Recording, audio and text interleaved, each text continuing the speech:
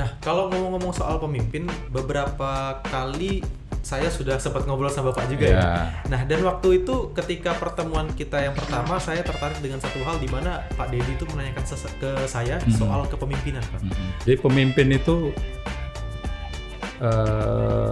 bukan terbentuk karena lahir menjadi pemimpin. Betul. Tapi terbentuknya karena proses. Betul. Kita tuh bukan alat pemuas ya. Iya betul, setuju Pak. Begitu. Setuju. Bukan alat pemuas. Artinya apa? Apapun yang kita putuskan, pasti ada yang suka, ada yang tidak. Betul. Halo semuanya, kembali lagi dengan kami di sini BEM UKMC. Jadi buat teman-teman yang sedang menonton video ini, selamat pagi, siang, sore, atau malam. Dan kita kembali lagi di series BEM Talk episode kedua. Nah, buat teman-teman yang belum tahu, BEM Talk ini adalah salah satu program kerja dari Badan Eksekutif Mahasiswa Unika Musikaritas, di mana kami akan membuat podcast yang tentunya akan menghadirkan narasumber-narasumber yang sangat luar biasa. Tapi sebelum itu, mungkin karena dari episode 1 kemarin moderatornya agak berbeda, jadi saya izin memperkenalkan diri terlebih dahulu. Nama saya Egy Sanjaya dan saya di Badan Eksekutif Mahasiswa Unika Musikaritas. Saya berperan sebagai Presiden Mahasiswa. Dan hari ini kita kedatangan tamu yang sangat luar biasa sekali. Kita kedatangan tamu yang bagi kami ini tuh adalah bos tertinggi gitu, adalah bos teratasnya di Unika Musikaritas, yaitu Bapak Rektor. Ini dia Bapak Dedi Haryanto. Terima kasih sudah diundang di podcast BEMU hari ini.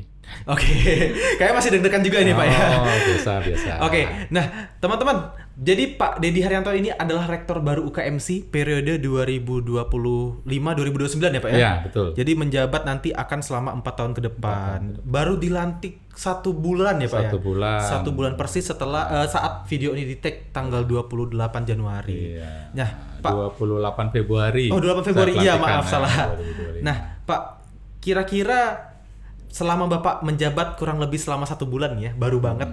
Kira-kira dinamikanya seperti apa? Apakah ada yang berubah dari kebiasaan Bapak sebelumnya di kampus atau gimana nih, Pak? Ya, kalau 1 bulan ini aktivitas sebenarnya masih seperti biasa ya. Relatif berjalan seperti biasa, hanya memang saya manfaatkan 1 bulan ini untuk keliling ya, bertanya ke teman-teman dosen, teman-teman staf, kantor-kantor, kira-kira apa yang mereka alami, kendalanya apa yang harus diperhatikan dan seterusnya. Seperti itu. Jadi masih ya mempelajari. Masih lihat-lihat dulu ya, masih lihat kondisi. Kita seperti apa. Oke, nah kayaknya dari seluruh sivitas akademi UKMC maupun yang di luar tuh mungkin ada yang penasaran kira-kira jejak karir Bapak itu seperti apa sebelum jadi rektor. Mungkin boleh diceritakan sedikit, Pak? Saya lulus tahun 98. Lulus kembali ke Palembang, kemudian melamar di MUSI, sebelumnya itu STIE MUSI. Nah, dan saya masuk tahun 99. Kemudian tahun 2000 saya tugas belajar S2 kembali ke Jogja, ke UGM. Kemudian lulus tahun 2002. Oke. Nah, setelah lulus tidak lama kemudian saya diminta untuk menjadi pembantu ketua 1, yaitu bidang akademik di STIE MUSI. Sampai tahun 2015. Nah, 2015 kan kita menjadi universitas ya. Iya. Dari Sekolah Tinggi Teknik MUSI, STIE MUSI, dan Stikes Perdaki Caritas. Iya. Nah, di 2015 itu kemudian saya diminta untuk menjadi dekan di Fakultas Bisnis dan Akuntansi. Dan di tahun 2018 saya tugas belajar lagi, melanjutkan studi ke Universitas Diponegoro. Dan kembali tahun 2003. Oke. Nah, ketika kembali 2003 diminta oleh teman-teman jadi ketua program studi akuntansi. Dan akhirnya sekarang ya jadi rektor ini. Oke. Jadi Bapak sudah ada di kampus ini bahkan dari sebelum terbentuknya nama UKMC itu sendiri. Iya, betul. Masih zaman STIE. Dan juga masih dulu teknik STT ya namanya STT, Pak ya. teknik. Jadi sebenarnya pengalaman Pak Dedi di sini sangat banyak sekali ya Pak ya, bisa dibilang Pak ya. Iya. Kenalan-kenalan juga banyak gitu. Saya hidup di sini jadi. Hidup di sini ya dari pertama kali karirnya sebagai dosen gitu. Iya, betul. Karena setahu saya pun nggak banyak gitu dosen yang dari zaman sebelum nama UKMC gitu, hanya beberapa. Dan Bapak salah satunya gitu ya. Iya. Oke, nah Bapak kan sekarang jadi rektor nih. Iya. Nah kira-kira visi dan misi Bapak itu seperti apa sih? Mungkin bisa diberitahukan kepada para penonton mungkin? Saya menggunakan visi UKMC, ya, membangun reputasi Universitas Katolik Musikaritas menuju PTS unggul 2045. Jadi itulah yang saya gunakan. Nah, tentu untuk mencapai visi kita bereputasi, maka yang harus kita tingkatkan ya pertama bagaimana pendidikan, penelitian dan pengabdian sebagai tridharma perguruan tinggi itu bisa semakin baik ya, baik nanti di tingkat daerah, nasional dan internasional. Nah, dan kemudian kita juga akan mencoba menyiapkan diri dengan menata kembali tata kelola yang kita miliki supaya punya akar yang kuat untuk kita berkembang. Oke. Seperti itu. Itu kalau visi. Nah, kalau misinya gimana, Pak? Misinya tadi sudah saya sebut sedikit ya. Iya. Jadi misi kita itu pasti pertama tridharma. Oke. Ya. Yaitu pendidikan, penelitian dan pengabdian. Nah, misi berikutnya ya kita ingin menghasilkan mahasiswa yang memiliki karakteristik. Nah, karakteristik yang kita akan bangun tentu karakteristik yang sesuai dengan nilai-nilai yang ada di UKMC. Oke. Nah, itu ada 3 ya. Iya. Unggul, bermartabat, bermartabat dan cinta cinta kasih. Seperti itu kira-kira. Oke. Nah, untuk membangun mahasiswa yang berkualitas seperti yang Bapak inginkan gitu kan pastinya butuh langkah-langkah strategis. Ya mungkin walaupun Bapak masih 1 bulan menjabat, tapi apakah Bapak sudah terfikirkan gitu? Kira-kira gimana sih langkah-langkah yang mungkin akan Bapak tempuh supaya bisa meningkatkan kualitas individu dari mahasiswa-mahasiswi di sini, Pak?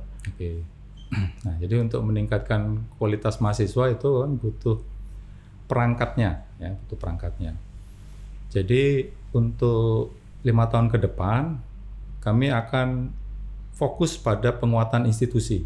Oke. Nah, penguatan institusi, di mana programnya pertama itu kita akan menata tata kelola.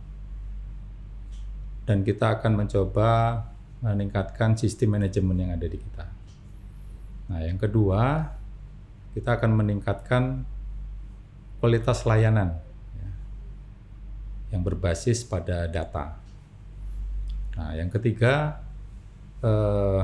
kita akan meningkatkan SDM. Ya, karena mahasiswa itu akan menjadi baik, itu pengajarnya dulu yang harus baik gitu kira-kira. Betul. Nah, yang keempat, kita akan meningkatkan program pendidikan. Ya, kita sudah punya program studi, punya kurikulum. Nah, kita akan coba menghasilkan nanti kurikulum yang inovasi. Ya. Kemudian juga kita akan coba membentuk atau mendirikan program pascasarjana. Oke. Kemudian yang ke-5 ya, kita akan mengembangkan penelitian dan pengabdian yang punya relevansi atau punya dampak secara sosial dan kemasyarakatan serta lingkungan. Nah, terakhir ya kita akan membangun citra UKMC. Ya, jadi itu kira-kira program 5 tahun ke depan lah ya, untuk mencapai tadi visi dan akhirnya mahasiswanya menjadi lebih berkualitas. Jadi waktunya masih panjang sekali ya Pak ya? Ya, kalau 2045 masih panjang ya. Masih jadi kita mulai dari 5 tahun sekarang ini apa dulu yang kita buat. Nah, tadi saya lumayan tertarik tadi mendengar tadi Bapak bilang Bapak tidak hanya ingin meningkatkan kualitas dari pendidikan mahasiswa-mahasiswi, tapi dari tenaga pengajarnya juga. Yeah. Nah, kalau boleh bercerita Pak, ini sedikit Jadi kami itu salah satu anggota dari BEMU. Beliau ini adalah anak jurusan PGSD. Dan waktu itu saya sempat ngobrol sama dia dan pembahasan sangat menarik, di mana beliau itu bercita-cita menjadi Menteri Pendidikan, Pak. Dan juga dia itu punya prinsip, dia tidak hanya ingin untuk memperbaiki mahasiswa-mahasiswinya, tapi dia ingin mengajari tenaga pengajarnya supaya bisa jadi lebih baik. Nah, mungkin nanti kalau bisa Bapak bisa ngobrol-ngobrol, nanti saya spill Pak orangnya waktu podcast ini selesai, Pak. Oke. Nah, kembali lagi tadi menjadi seorang rektor, Pak ya. Kira-kira Bapak itu punya ini nggak sih kayak idealis gitu atau pedoman kayak mana sih menjadi seorang pemimpin yang baik gitu bagi Civitas Academy ya terutama gitu, Pak?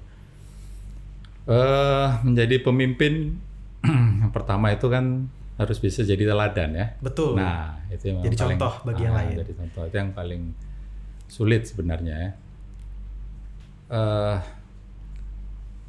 Yang berikutnya untuk saat ini pemimpin tuh harus bisa mendengar, ya, bisa mendengar, mau mendengar, kemudian bisa bekerja sama. Dan terakhir bisa berkomunikasi. Betul, Pak. Nah, itu 4 hal yang menurut saya sih penting untuk saat ini di UKMC kita ini. Karena memang itu kebutuhannya. Mungkin setelah nanti kita 10 tahun kemudian, mungkin karakter pemimpinnya itu akan berbeda menyesuaikan situasi yang dihadapi oleh organisasi tersebut. Seperti itu. Nah, kalau ngomong-ngomong soal pemimpin, beberapa kali saya sudah sempat ngobrol sama Bapak juga ya. Nah, dan waktu itu ketika pertemuan kita yang pertama, saya tertarik dengan satu hal di mana Pak Dedi itu menanyakan ke saya soal kepemimpinan, Pak. Jadi di situ saya sebagai presiden mahasiswa, jujur saja kayak wah terdorong hati saya untuk menuju ke situ juga pikiran saya. Nah, kalau dari Pak Dedi sendiri, Pak Dedi ada nggak kepikiran gimana sih caranya supaya mahasiswa-mahasiswi itu punya jiwa kepemimpinan? Mengingat itu adalah hal yang penting sekali kalau menurut saya. Mungkin apakah ada gitu, Pak? Jadi pemimpin itu bukan terbentuk karena lahir menjadi pemimpin. Betul. Tapi terbentuknya karena proses. Betul. Nah, gitu ya. Tinggal apakah setiap orang itu mau berproses. Pengalaman saya dulu, saya tuh orangnya pemalu, introvert ya. Introvert. Ya, pemalu, introvert. Kemudian berbicara di depan umum itu sulit, kurang percaya diri. Dan yang mengubah saya waktu itu SMA. SMA. Ada kejadian sesuatu gitu, Pak? Jadi SMA itu tidak tahu kenapa ya, saya ikut seleksi Paskib. Ikut seleksi. Jadi saya tuh dulu pendiam pokoknya ya, introvert dan segala macam, nggak tahu kenapa ikut seleksi Paskib saya. Nah, di situ zaman saya dulu ya, tahun 91. Itu kan ketika kita masuk ke situ, pelatihannya itu sangat ketat, disiplin. Nah, disitulah muncul ya mengubah diri saya. Akhirnya kemudian waktu SMA saya jadi ketua OSIS. Ya. Langsung ketua OSIS ya. Kemudian jadi ketua OSIS ya, pimpin. Akhirnya apa? Ya, karena saya anggap itu sesuatu yang bisa membuat saya berkembang, ya saya terbuka untuk itu. Walaupun kadang nggak percaya diri ya, dipilih menjadi ketua, dipercaya, kadang ya. Tapi kita harus coba ikuti bahwa nanti perjalanannya itu akan mendapat banyak cobaan, banyak kendala, banyak hambatan. Itulah yang membentuk diri kita. Nah, yang kedua, kita tuh harus update diri dan kita harus belajar banyak tentang kepemimpinan. Kalau kita tidak masuk dalam program kepemimpinan yang mungkin ada dalam satu organisasi, ya terpaksa kita belajar sendiri. Menjadi pemimpin itu harus butuh apa, ya. Dan kemudian ketika kita terjun dalam organisasi, ya kita latih di situ langsung kan. Nah, dan sekarang menurut saya para mahasiswa itu harus pertama ya mau merelakan waktu, tenaga untuk berproses. Itu kayaknya yang agak sulit ya. Iya, karena sekarang sibuknya main game terus. Begitu. Ya jadi itu yang ketika berproses menghadapi masalah, kendala juga tidak mudah untuk bangkit, tidak mudah untuk melawan ya. Masalah itu tidak mencari. Nah, itu memang masalah anak zaman now ya. Iya, betul. Jadi karakteristiknya memang berbeda. Iya. Sehingga pendekatannya pun mungkin berbeda seperti itu. Oke, jadi kalau dari yang saya tangkap tadi, berarti peran organisasi itu sangat penting sekali, Pak ya? Betul, sangat penting sekali. Jadi waktu setelah SMA, kemudian saya kuliah S1 ya di Jogja. Saya mulai juga dari ikut panitia. Panitia? Iya, saya ikut panitia itu pertama ikut ospek. Ospek itu kalau di kita namanya IUMC. Iya. Nah, waktu saya ikut, tahu nggak saya jadi apa panitia? Jadi apa Pak? Ketua pelaksana langsung? Bukan. Oh, bukan. Saya jadi seksi pekerjaan umum. Pekerjaan umum. Kalau boleh tahu tuh ngapain Pak Apa tugasnya? ya? Itu tuh mengerjakan sesuatu yang tidak dikerjakan oleh panitia yang lain. Apa itu? Apa be? Apa Bay ini maksudnya apa? Apa aja ini apa nih Pak? Kalau disuruh ini kita lakukan, disuruh itu kita lakukan. Lebih kayak OB ya Pak? Betul. Seperti itu. Jadi ada. Oke. Nah di situ jadi kita ya perlengkapan butuh kita jalan. Oke. Kemudian untuk izin butuh kita jalan dan seterusnya. Itu ada dulu saya. Nah saya di situ pertama. Nah, dan itu kan saya nikmati saja bahwa itu bagian dari proses yang membentuk kita. Dan kemudian tahun berikutnya saya masuk senat. Iya, senat. Nah untuk masuk senat kita ikut Lapim dulu ya. Di Lapim zaman dulu sama zaman sekarang juga beda dulu jauh, kalau Lapim itu digojok benar ya. Keras betul ya Pak ya. Gitu. Kemudian akhirnya jadi ketua panitia ospek. Oke. Nah, ketua ospek kemudian di senat saya ikut jadi bagian seksi divisi kesejahteraan mahasiswa. Nah, kemudian jadi di sana tuh kalau tempat saya ada namanya Badan Perwakilan Mahasiswa. Oke. Di atasnya Senat. Ada. Jadi perwakilan. Jadi kayak DPR-nya gitu ya. Oh iya. Gitu. Jadi baik di luar kampus dia juga aktif. Organisasi apa Pak? Jadi di Jogja itu ada organisasi keluarga mahasiswa pelajar Katolik Sumatera Bagian Selatan. Nah, saya ikut di situ sebagai ketua umum. Jadi pokoknya kalau ada organisasi ya coba saya ikuti. Iya, karena memang manfaatnya sebanyak itu ya Pak. Karena saya juga relate dengan omongan Bapak karena itu juga terjadi di saya. Iya. Karena saya dulu dari SD sampai SMP lah kurang lebih, saya tuh introvert gara-gara saya itu kalau berbicara gagap. Kayak bener-bener kayak Aziz Gagap Pak kalau ngomong itu. Okay. Nah, waktu itu mungkin karena memang ada dorongan dari guru bantuan untuk bisa ngobrol lebih lancar. Jadinya saya latih terus, bahkan saya itu rela sampai kalau malam-malam tuh di kamar ngomong sendiri. Iya, betul. Sampai kayak orang gila Pak saya di rumah. Nah, dan juga saya mulai menyadari bahwa organisasi itu sepenting itu juga dari OSIS pertama kali. Oke. Karena saya jadi OSIS itu selama 2 periode di SMA kelas 10 dan juga kelas 11. Tapi walaupun memang saat itu tidak langsung jadi ketua OSIS. Nah, saat kuliah di sini saya selain di BEMU juga ada organisasi eksternal. Dan saya tuh benar-benar menemukan sesuatu yang memang saya rasa hanya bisa didapatkan di sini. Karena menurut saya kalau di organisasi kita memang diajarkan untuk bekerja dan tahan lelah, tahan capek. Jadi sangat penting sekali ya Pak ya untuk mahasiswa-mahasiswa kita gitu ya. Oke, nah kayaknya yang ingin bertanya nih bukan dari BEMU aja. Kayaknya dari fakultas-fakultas lain mereka juga penasaran dengan Bapak. Kalau begitu di sini kami sudah menyiapkan pertanyaan dari masing-masing fakultas. Nanti silahkan Bapak jawab. Kalau begitu Ini dia pertanyaan dari fakultas-fakultas di Universitas Musikaritas untuk Bapak Dedi. Boleh mungkin dikasih videonya? Oke, sini boleh.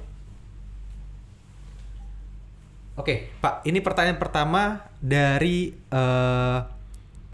Vikas, Pak. Vikas. Langsung dari Vikas. Ya. Oke, mungkin boleh di play. Oke, ini Pak, boleh, silahkan. Pertanyaan dari Vikas. Perkenalkan, nama saya Satria Budi Pratama, perwakilan BEM Fakultas Ilmu Kesehatan 2025. Saya mahasiswa program studi ilmu keperawatan semester 4.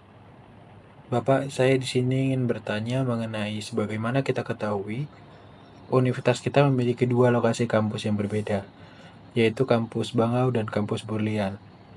Bagaimana cara Bapak untuk tetap bisa menjalankan tugas dan kewajiban Bapak sebagai rektor terhadap dua lokasi kampus yang berbeda ini?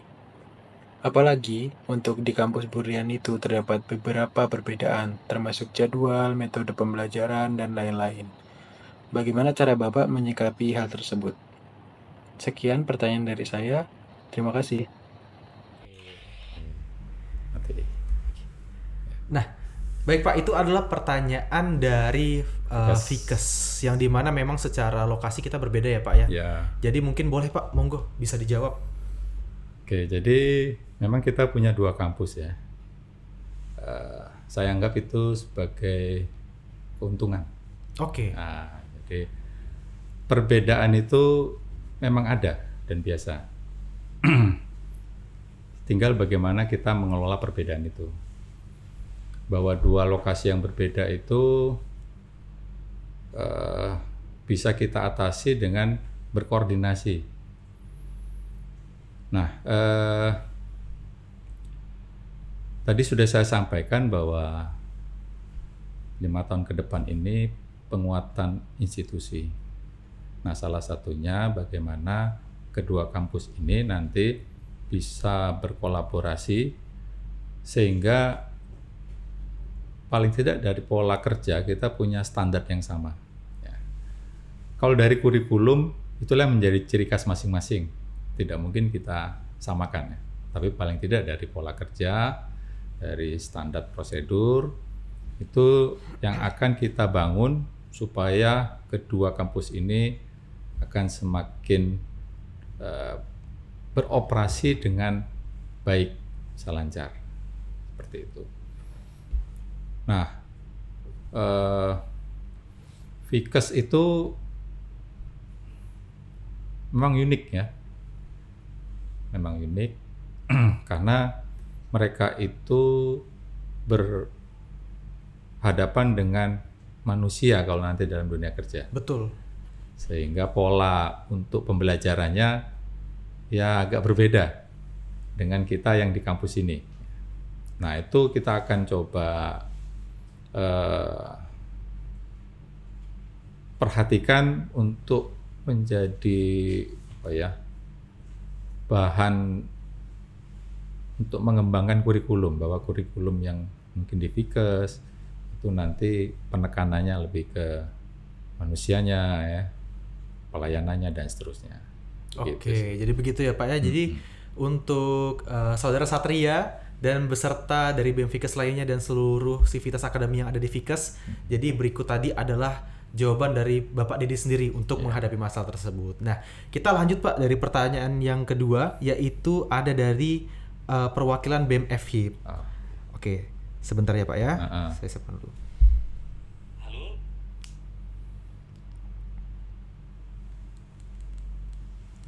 Oke, ini Pak, Oke. boleh di play. Boleh. Halo Bapak Rektor dan teman-teman mahasiswa-mahasiswi UKMC.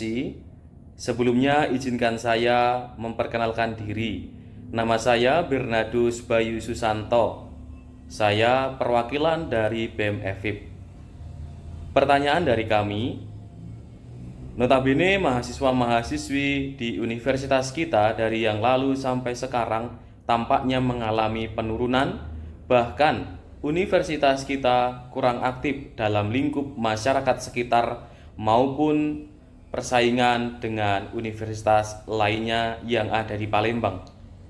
Bahkan ada kritikan yang mengatakan bahwa UKMC belum memiliki dan menemukan strategi promosi yang bisa untuk menyaingi kampus swasta lainnya dan hanya dikenal oleh masyarakat tertentu saja.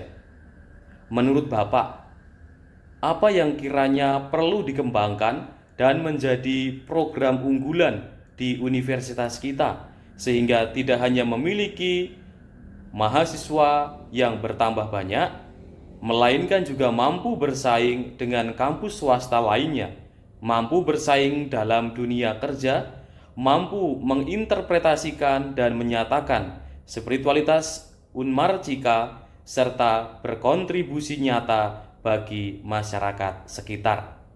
Sekian pertanyaan dari kami. Terima kasih. Oke, bisa dipahami ya Pak ya? Ya, banyak sekali yang Iya, ditanya banyak ya. sekali. Oke, Aduh. mungkin Pak boleh langsung dijawab. Jadi kita menyelenggarakan proses pendidikan ini serius ya. Mungkin dari teman-teman mahasiswa, teman-teman BEM yang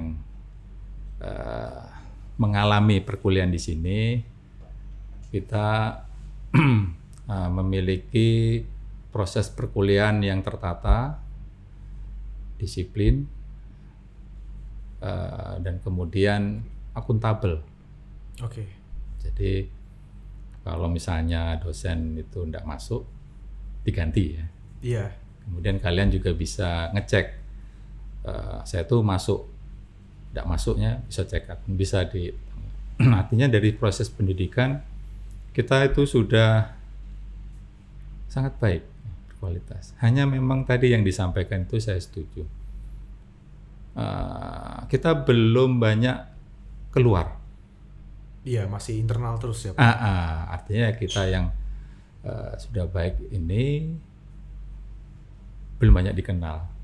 Nah, inilah yang akan coba kita lakukan. Makanya salah satu program saya itu ada tadi bagaimana kita memperkenalkan citra kita ini ke masyarakat. Tentu untuk memperkenalkan ini kita tidak bisa sendirian. Tidak bisa hanya dosen saja, tidak bisa hanya rektor saja ya. Tapi semua dari kita harus mendukung ke sana, termasuk mahasiswa. Caranya bagaimana? Ya, pertama tentu kita bisa mulai dari kegiatan mahasiswa, ya. Iya. Bagaimana kegiatan mahasiswa itu bisa kita aktifkan lagi dan kita publikasikan lagi. Terutama nanti kita akan mengajak kegiatan-kegiatan mahasiswa yang punya dampak terhadap masyarakat lingkungan. Ya. Kemudian kita juga harus mulai menyapa ya masyarakat, anak-anak muda melalui dunianya, yaitu dunia maya seperti Betul, ini lebih canggih ya, Pak, ya. Media sosial gitu. Karena kan balik lagi tadi mahasiswa waktu saya dulu dengan mahasiswa sekarang itu kan berbeda karakternya, berbeda dunianya. Nah, perkenalan kita di dunia maya juga itu yang harus kita tingkatkan ya. Hal seperti ini itu bisa menjadi perkenalan kita sekaligus orang luar tahu kita itu seperti apa. Nah, di samping ya kita harus juga selalu meningkatkan kualitas dosennya, pengajarnya. Maka kita sudah coba menguliahkan atau dosen-dosen kita studi lanjut S3 ya, Iya. untuk memperkuat kita. Jadi memang PR bagi kita dan kita tahu bahwa itu adalah hal yang harus kita hadapi. Kita sudah tahu, nah tinggal bagaimana langkah-langkahnya dan program kerjanya sehingga apa yang tadi ditanya bisa terwujud dalam kegiatan 5 tahun ke depan ini. Oke. Seperti itu. Kalau dari saya sih kemarin itu mungkin salah satu bentuk promosi itu UKMC Fest, Pak. Ya, Karena UKMC Fest itu besar sekali dan jadinya banyak orang yang tahu dan datang ke UKMC. ya, Mungkin nanti ke depannya kalau Bapak ada niatan bisa bikin yang seperti itu lagi, Pak. Iya, Biar dari BEMU iya. nanti biar kami yang urus gampang, Pak. Oke. Nah, selanjutnya ini ada pertanyaan dari FBA, Pak. FBA. Fakultas Bisnis Akuntansi. Sebentar, saya coba buka dulu ya, Pak ya. Mm-mm. Halo semuanya. Oke, ini Pak, boleh. Oke. Dari Rama, Pak. Bapak pasti kenal Oke, sama aku beliau. tahu. Halo semuanya, perkenalkan nama saya Christian Ramanata. Saya dari jurusan akuntansi dan saya semester 6. Saya juga di sini mewakili dari Badan Eksekutif Mahasiswa Fakultas Bisnis dan Akuntansi. Saya ingin bertanya kepada Bapak Dede Haryanto selaku Rektor UKMC. Menurut Bapak, bagaimana langkah Bapak untuk memastikan kebutuhan mahasiswa baik dari akademik maupun non-akademik itu tercukupi dan terpenuhi? Sekian dan terima kasih.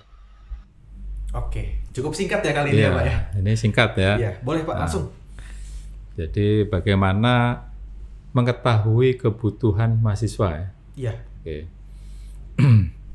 Jadi pertama tentu yang harus kita lihat dari proses pembelajaran. Jadi kebutuhan akademiknya itu apa mahasiswa.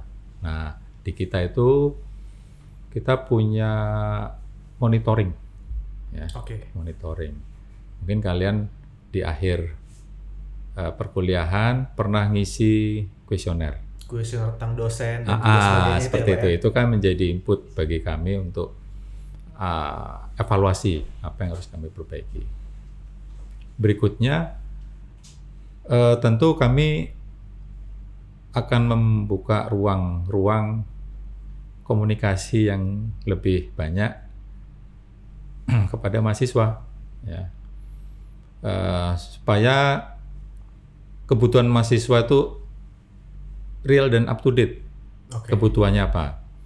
Karena kalau kita hanya melihat dari kacamata misalnya pengelola, itu akan lebih baik terlengkapi kalau memang mahasiswa itu memberikan masukan. Iya, jadi tanya langsung sama sumbernya ya. Iya, nah itu yang akan kita gerakkan ya, akan kita gerakkan. Jadi seperti yang tadi mungkin disampaikan ketika kita sebelum podcast ini ya, bahwa dari BEM itu ada apa namanya?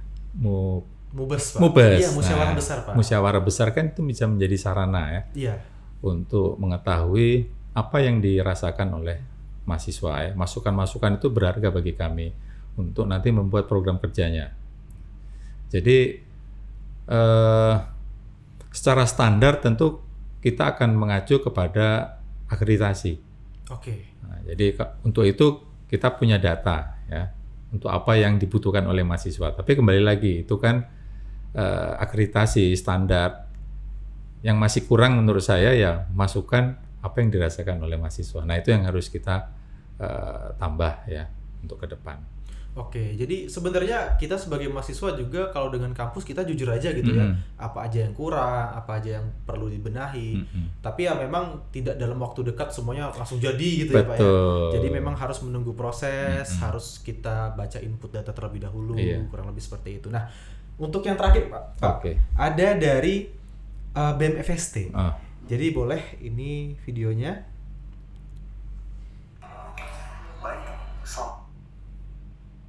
Oke, ini Pak, boleh. oke. Silakan. Baik, selamat malam untuk Bapak Rektor, Bapak Denny, dan kepada seluruh teman-teman BEMU. Dan saya juga mengucapkan terima kasih kepada Bapak Rektor, Bapak Denny, dan teman-teman BEMU sudah mengizinkan saya untuk bertanya di sesi ini. Sebelumnya izinkan saya memperkenalkan diri saya. Perkenalkan nama saya Johannes. Di sini saya bertanya selaku Ketua Badan Eksekutif Mahasiswa Fakultas Sains dan Teknologi. Baik Pak, sebelum saya bertanya, saya ingin memberikan sebuah pernyataan. Di mana pernyataan ini adalah banyak seorang pemimpin sekarang yang menjadi people pleaser.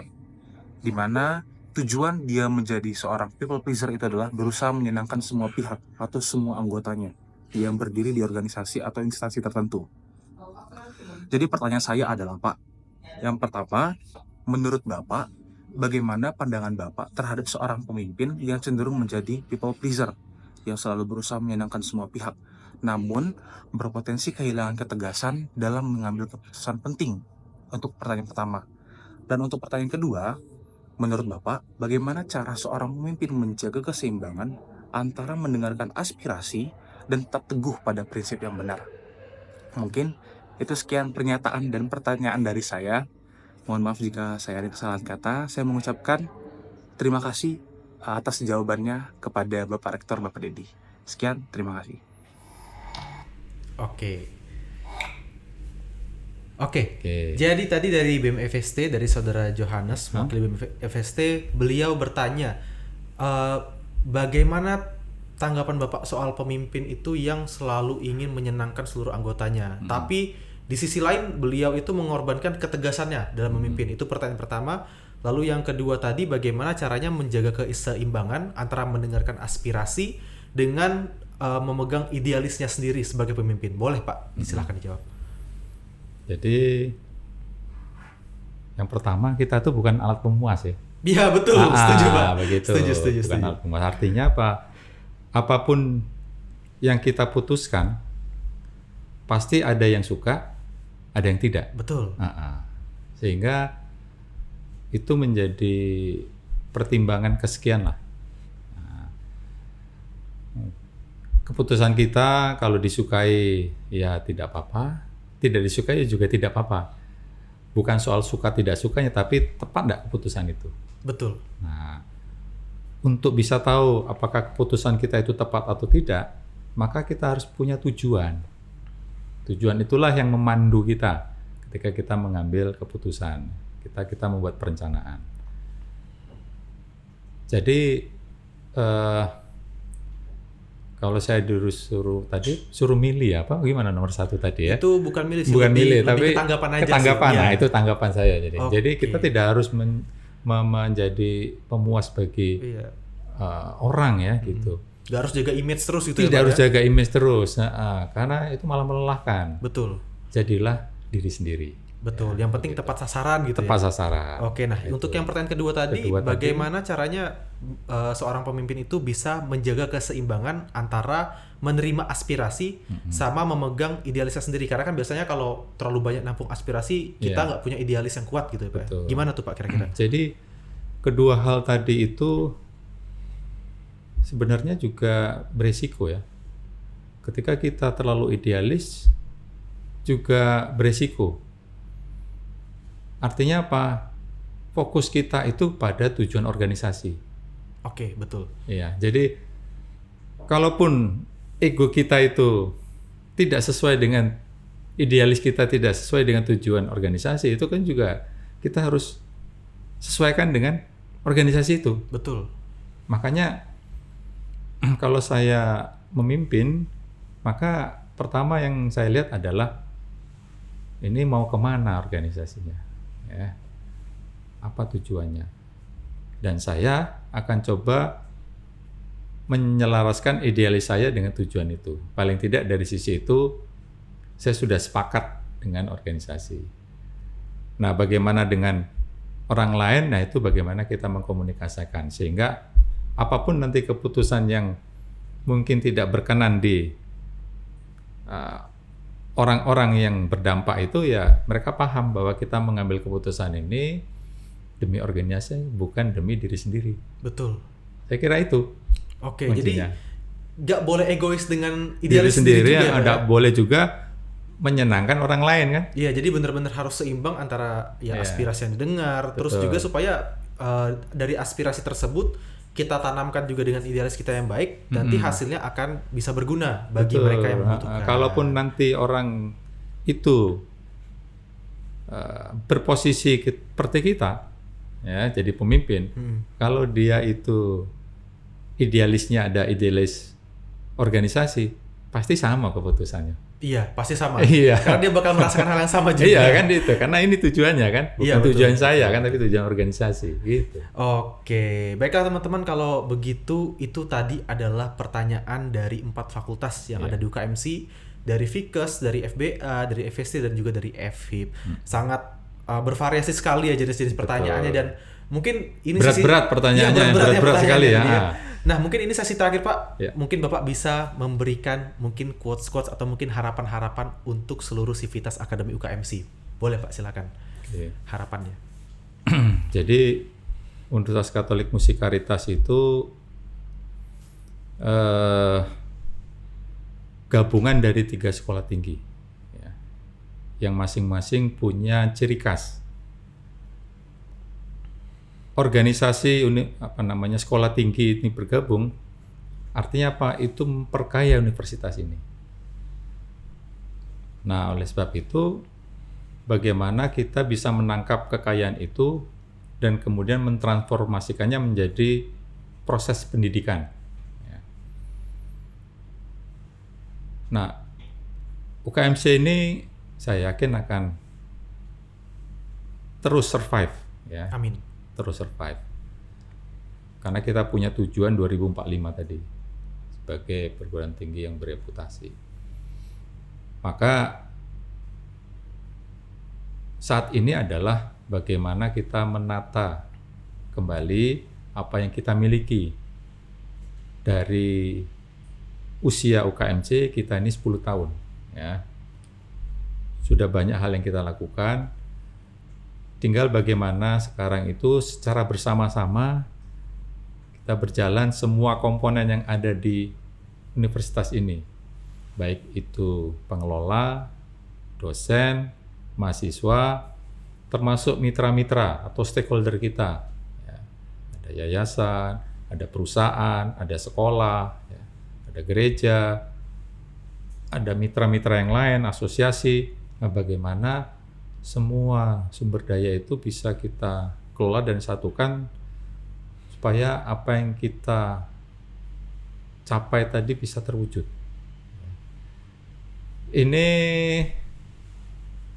berat, Betul. tapi harus dijalani. Betul Pak. Nah, tinggal tahapannya yang jelas, sehingga nanti kita yakin dengan mengikuti tahapan-tahapan itu, maka UKMC akan harapannya bisa lebih baik, ya, dibanding kondisi yang saat ini. Amin.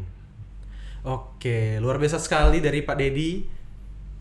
Oke, luar biasa sekali teman-teman dari Pak Dedi Haryanto yang sudah banyak sekali memberikan kita motivasi, banyak sekali bercerita, memberikan informasi yang mungkin teman-teman ada beberapa juga yang baru tahu seorang Pak Dedi itu seperti apa. Jadi beliau ini, bos kami ini adalah orang yang benar-benar sangat luar biasa sekali, dan beliau akan memimpin UKMC dalam beberapa tahun ke depan.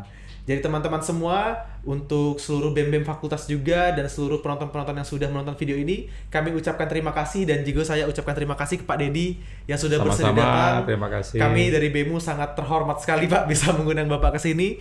Jadi untuk teman-teman semua yang sudah menonton juga terima kasih. Jangan lupa like, share, comment, and subscribe. Jangan lupa juga untuk terus ikutin konten-konten kami di media sosial lainnya. Kalau begitu, sampai jumpa di video selanjutnya. Kami dari BEM UKMC di BEMU Talk, kami mengucapkan sampai jumpa dan sampai ketemu di episode selanjutnya. Dadah! Salam UKMC.